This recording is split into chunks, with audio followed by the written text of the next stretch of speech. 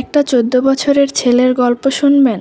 তাজ নামের একটি ছেলে তার বড় খালার বাসায় যায় বেড়াতে, আর সে তার খালার ব্যাগ থেকে ৩,০০০ টাকা চুরি করে। আর এটা তার বড় খালা দেখে ফেলার পর তার সাথে অনেক বকাবকি করে, চিল্লাচিল্লি করে।